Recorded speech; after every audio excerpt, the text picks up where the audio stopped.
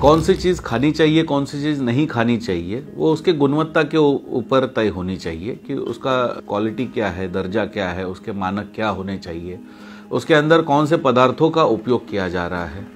तो FSSAI या FDA ये दो भारत सरकार की ऐसी यंत्रणा है कि जो यंत्रणा सर्टिफाई कर सकती है कि कौन सा खाना उचित है, कौन सा अनुचित है।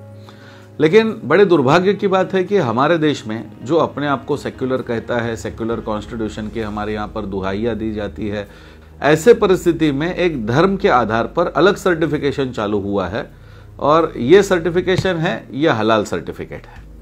हलाल जो मांस होता है तो उसके एक 3 नियम जो प्रमुखता से बताए जाते हैं।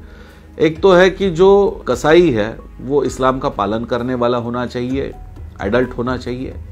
दूसरा ये है कि वो जब छुरी चलाएगा तो उसमें बिस्मिल्लाह अल्लाहु अकबर ये बोलना चाहिए, ये नहीं बोलेगा तो वो हलाल नहीं हो पाएगा। और तीसरा ये है कि उस पशु की जो गर्दन है, सर है, वो मक्का की दिशा में होना चाहिए। बाकी जो उसके अंदर आता है कि उसने उसका एक ही घाव में फूड पाइप और विंड पाइप जो है जहाँ से सांस आती है उसको कट करके उसकी पूरा ब्लड जो है वो बहने के लिए देना चाहिए और फिर जो मांस होगा वो हलाल मांस हो जाएगा।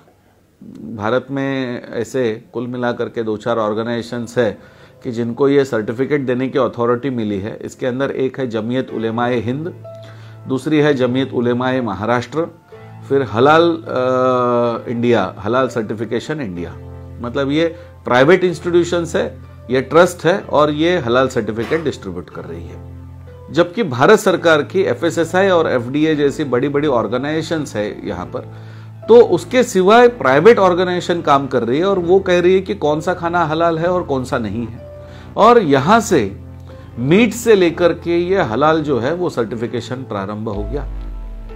और आज यदि हम देखेंगे तो वास्तविकता में इसको एक इकोनॉमी के दृष्टिकोण से जो प्रेजेंट करने का प्रयास हुआ तो 2013 में मलेशिया में वर्ल्ड हलाल प्रोडक्ट मीट या फोरम इस नाम से एक मीटिंग हो गई और उस मीटिंग के अंदर उन्होंने ये कहा कि जो इस्लामिक कंट्रीज है, ऑर्गेनाइजेशन ऑफ इस्लामिक कंट्रीज है, 57 कंट्रीज है, तो उनको उन्होंने कहा कि अन्य देशों से आपके यहाँ पर जो भी प्रोडक्ट आता है तो आप उनको कहिए कि आपको हलाल सर्टिफिकेट लेना पड़ेगा।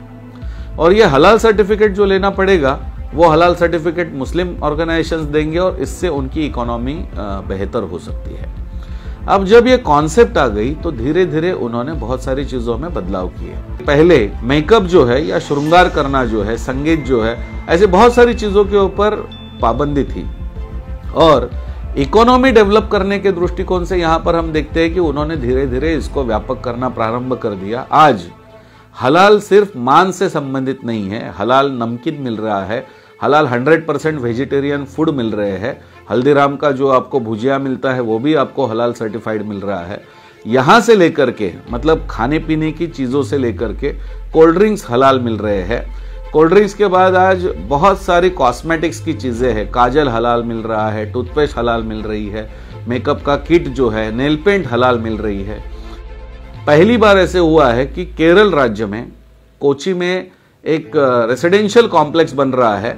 उन्होंने अपनी खुद की एडवर्टीजमेंट ही की है कि शरिया कंप्लाइंट इंडियाज फर्स्ट हलाल बेस्ड हाउसिंग कॉम्प्लेक्स।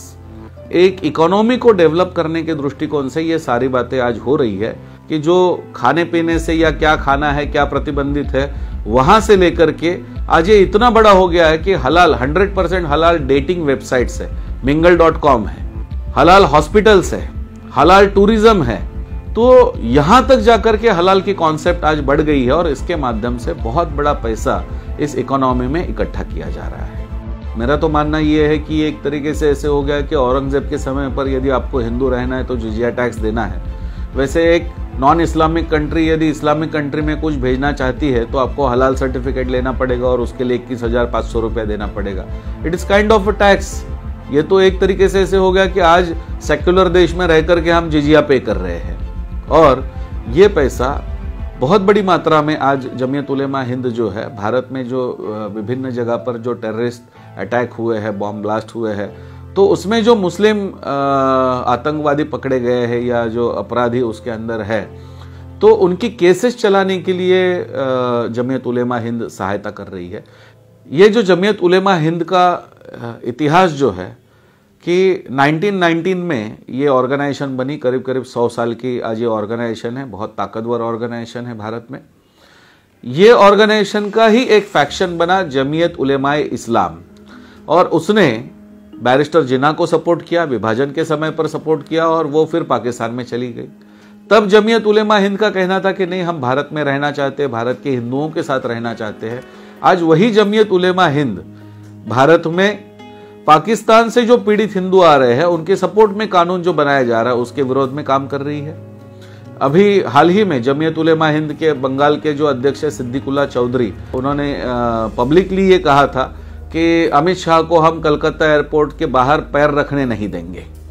फिर उसके आगे जाकर के देखेंगे तो जो लखनऊ में कमलेश तिवारी की जो हत्या हो गई, तो कमलेश तिवारी की हत्या करने वाले जो आरोपी है, बहुत बुरी तरीके से ये हत्या हुई, सब लोगों को इसके बारे में पता है, लेकिन उनकी केस भी जमीयत उलेमा हिंद ने डिक्लेयर किया कि नहीं, कमलेश तिवारी की हत्या में जो आरोपी पकड़े गए उनकी केस भी हम ही चलाएंगे। तो ये जो पहले जैसे कहा जाता था कि इस्लामिक बैंक भारत में आने से इसलिए मना किया गया क्योंकि इस्लामिक बैंक का पैसा टेररिज्म में यूज होता है, ऐसे आरोप हुआ है। तो क्या आज जमीयत उलेमा हिंद ये जो पैसा ले रही है, क्या टेररिस्ट लोगों को छुड़ाने के लिए या टेररिस्ट लोगों के सपोर्ट में उपयोग में ला रही है क्या? तो मेरा बड़ा प्रश्न है कि जमीयत उलेमा हिंद का कोई उद्देश्य तो चेंज नहीं हो गया।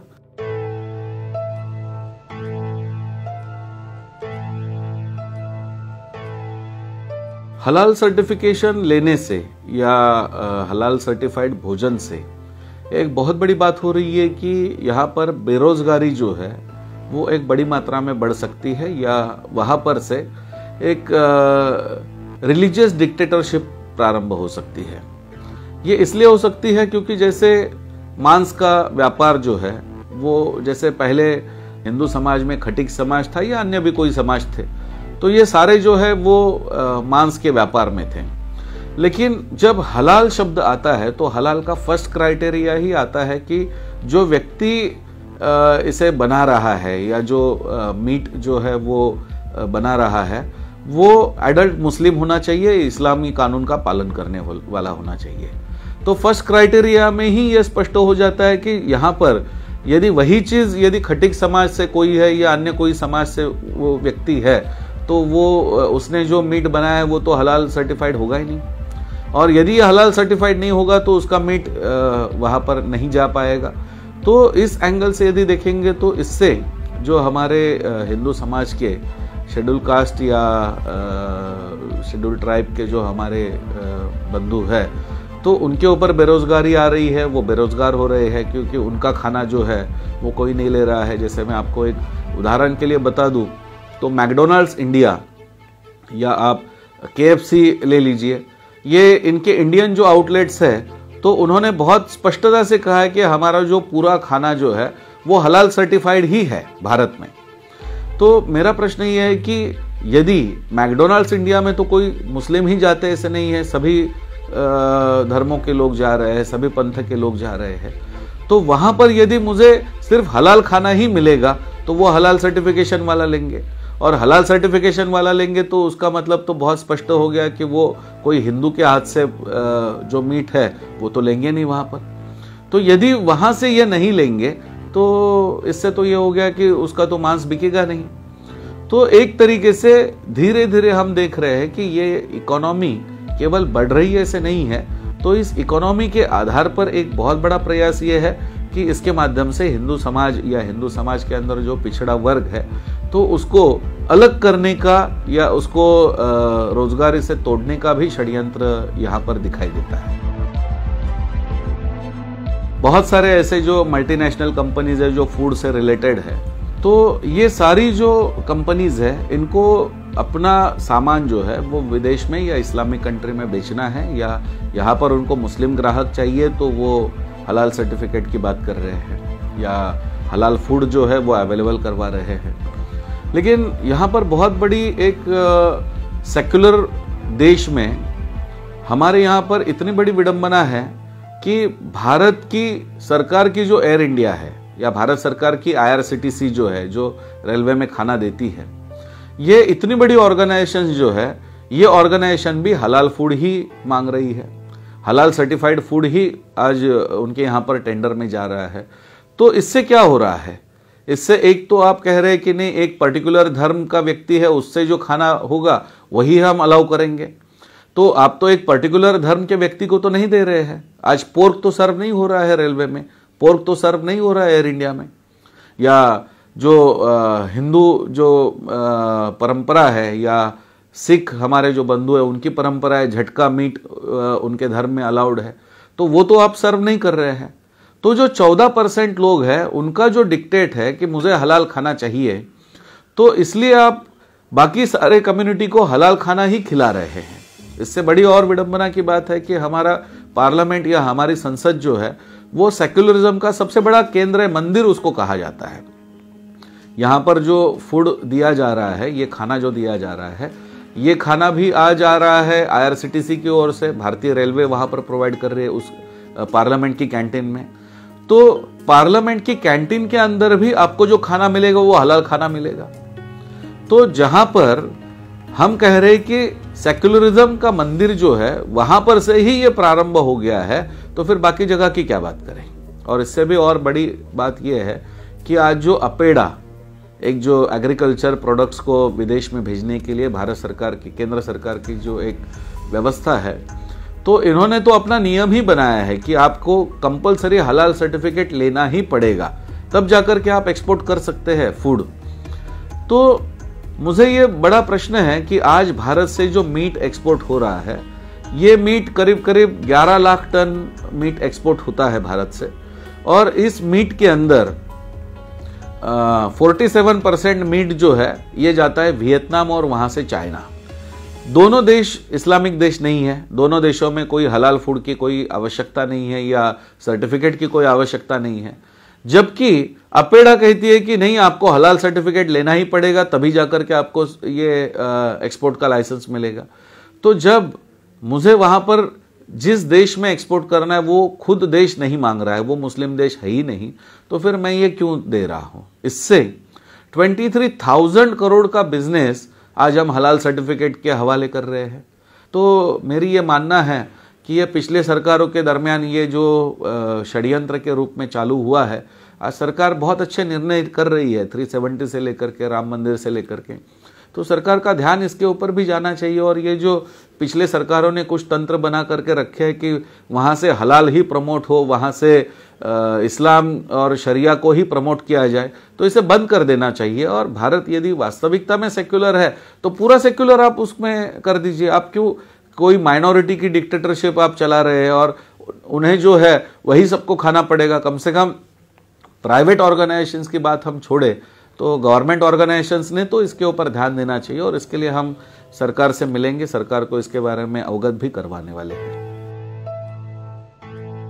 आज ये जो हलाल सर्टिफिकेट जो भी लिया जा रहा है, इससे जो इकोनॉमी बन रही है, तो विश्व की सबसे कम समय में सबसे अधिक गति से बढ़ने वाली इकोनॉमी इस रूप से इसको जाना जा रहा है। आज हलाल इकोनॉमी का प्रमोशन इस लेवल पर चल रहा है कि विश्व का दूसरे नंबर का पॉपुलेशन या आबादी जो है वो मुस्लिम पॉपुलेशन है।